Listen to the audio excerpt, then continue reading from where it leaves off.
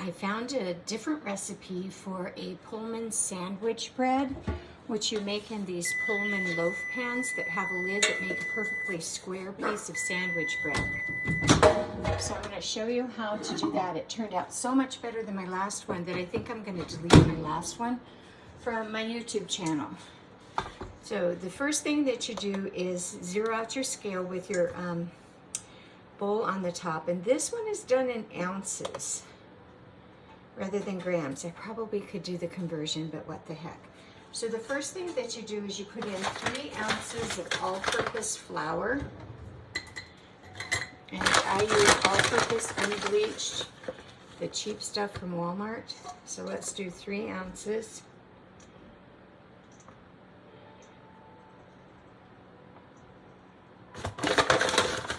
Of all-purpose flour. And then the strange part is you'll take butter and make some thin slices, zero out the scale, and you're going to add 1.5 ounce of butter thinly sliced. And just drop those in on top. And I think it equates to about 1.5 tablespoons. But spread them out across the top of the flour.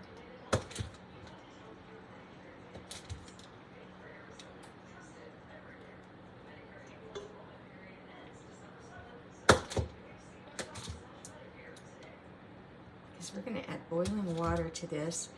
And it makes a paste, kind of like if you've ever made gravy or a white sauce for anything, how you add the butter and flour, and then when it gets hot, it starts to thicken. Oh, golly. Sorry about that. Dogs. Something exciting must have flown by or walked across the fence. So 1.5 ounces of thinly sliced butter. And then you're going to drizzle that with 3 ounces of boiling hot water. So zero out the scale. 3 ounces of boiling hot water drizzled across it.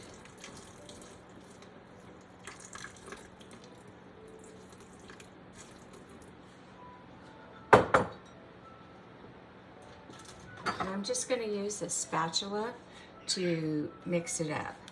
So I let it sit just a little bit for that water to melt the butter.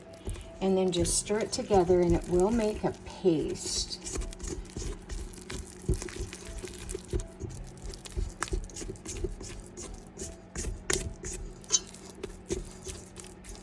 So keep stirring or splatting or however you want to call it, scraping, until you get all the flour incorporated.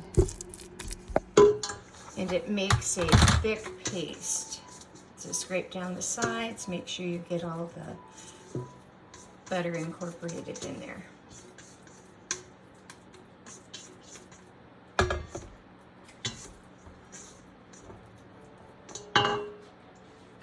So this is what it looks like when everything is all incorporated. Just a thick paste. So the next thing I'm going to do is you can add 2 ounces of sugar, or if you're a honey person, you can do 1 ounce of honey. So let's zero out the scale, and we're going to do 1 ounce of honey, and I just drizzle it across the top.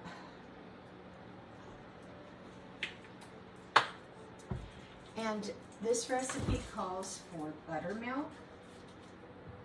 And like I said before, I don't drink buttermilk. A lot of recipes call for whole milk, but I drink skim milk, so that's why I've chosen to always have some buttermilk on hand. And Ben Starr, S-T-A-R-R, is the YouTube videos that I follow, and you can make your own buttermilk, not by adding vinegar to milk. That just makes vinegar milk. But if you have some buttermilk left, you add milk to it and leave it sit out on the counter for like a day, and it makes cultured buttermilk again. So zero out the scale, and we're going to add 3 ounces of buttermilk.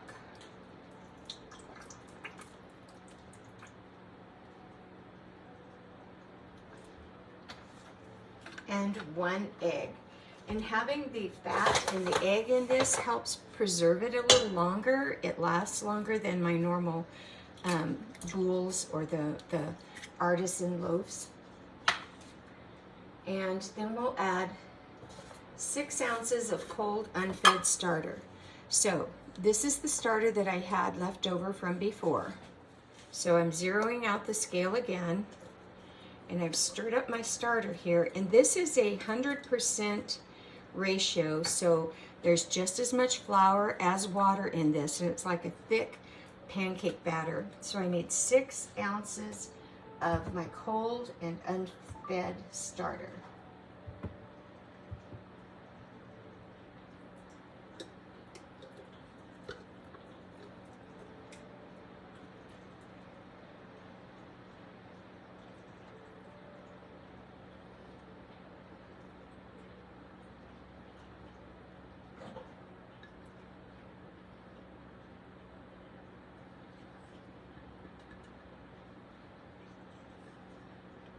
A little bit left. I'm going to go ahead and never too much starter, right?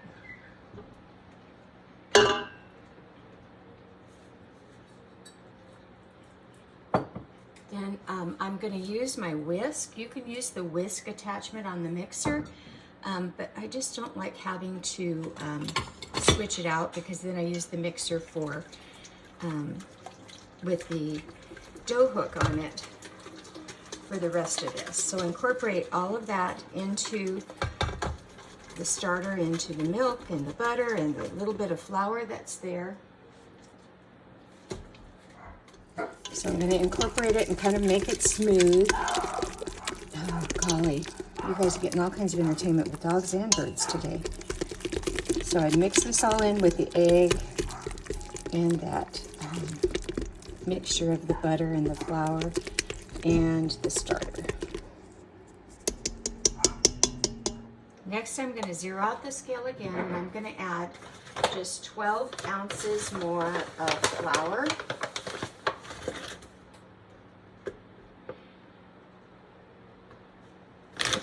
And I just kind of try to make it evenly around the top of the liquid, so that when the dough hook gets in there, it doesn't just grab a whole bunch of flour all at once.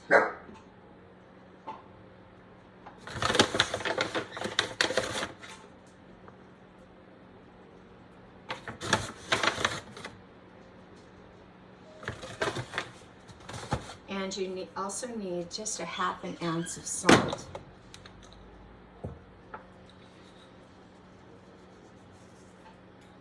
And my scale doesn't do 0.5s, so I like salt, so I go ahead and make it 0.4.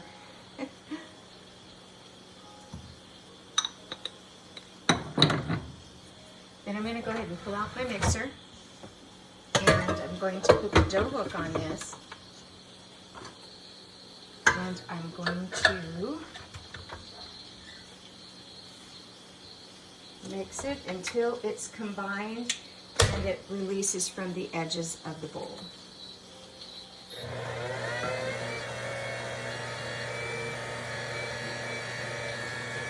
So you can see it's starting to clean the bowl. It's starting to get all of the bits and pieces off of the edges.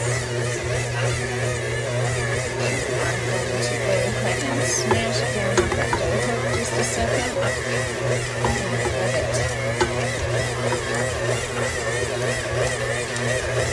Ball up again, and it should be done.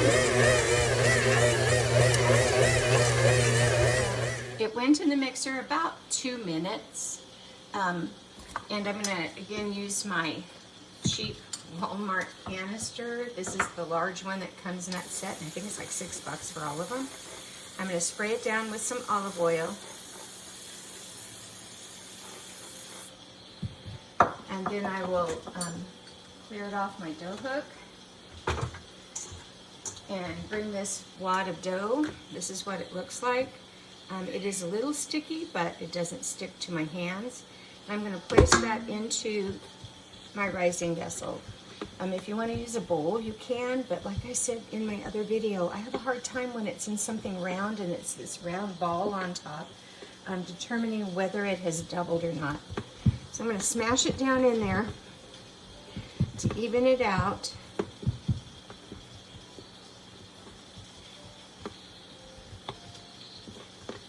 And I'll go ahead and mark this container. You can see my marks from before. Pretty much all my dough is the same quantity, so it works really well. This is a little bit less, it's a little bit smaller container, but that will let me know where it needs to be when it doubles.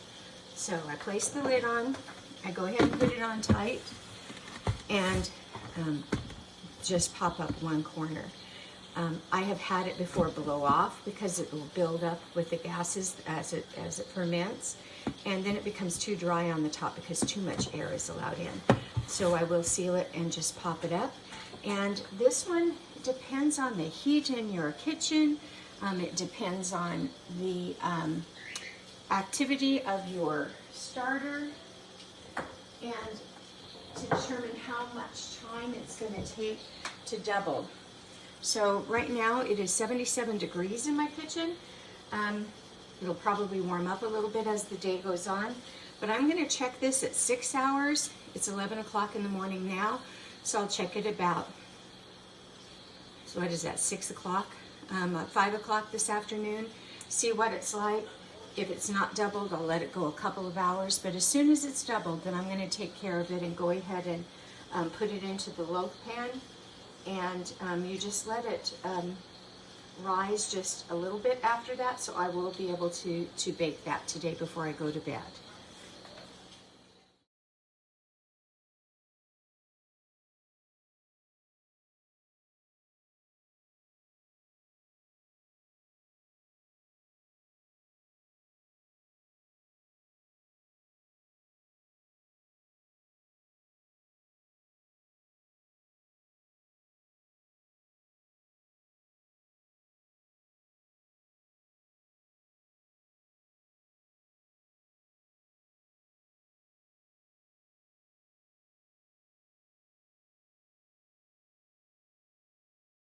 So it is now about 5:45, so it's not quite been 7 hours, and we're at the double mark. The next thing you do is you'll need to lightly flour the work surface and your hands. So I usually just sprinkle some out, spread it around. That gets it onto my hands too. And then dump this. This is for sandwich bread. And like I said with the other sandwich bread, if you watched it, I don't like all the holes in my sandwich bread. But I'm going to make this into a rectangle and pat it out about the width of my Pullman pan. So it's going to be about the same width as that pan. And I'm going to pat out the rectangle. It's okay if it's a little bit wider because the dough's kind of slack. But then I'm going to fold it down about 2/3 of the way and pinch the edges. Then I'm going to do what I call the airplane fold, where you bring it in about halfway, bring it in about halfway, and then pinch that. But with this process, you kind of pull and roll.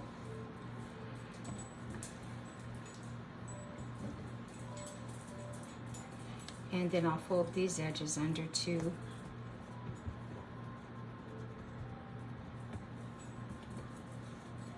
And pull to stretch out the top surface and roll it. And once I get over to about this side, I just pinch all these ends together. This will be what is down underneath on the bottom of the pan.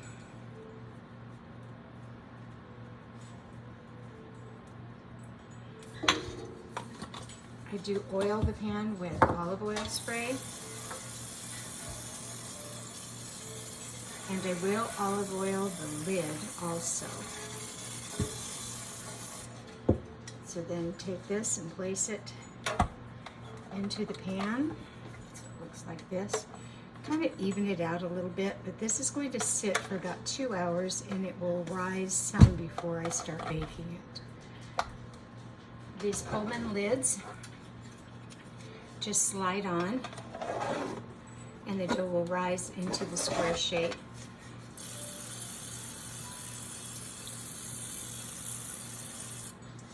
So we're going to wait for about 2 hours. Sit it in a warm spot until it gets close to the top, but not quite to the top yet. So it's been 2 hours, and you can see it's almost to the top. There's about an inch on the sides, but it rises up a little higher in the center. So I'm going to think that's good to go. So then you will place this on a cookie sheet, and I still have my cookie sheet on the rack below.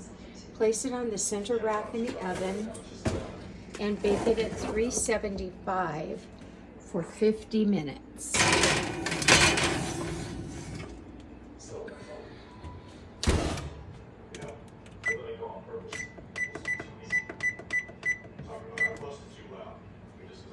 So the alarm's just gone off, and it has been 50 minutes on the Pullman loaf sandwich bread.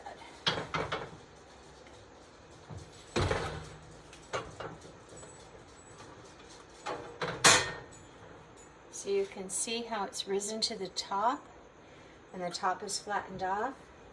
And I just turn it out onto the cookie sheet, or the cooling rack. So it has the sandwich look to it. The temperature on it should be above 195 degrees. So let's give that a check.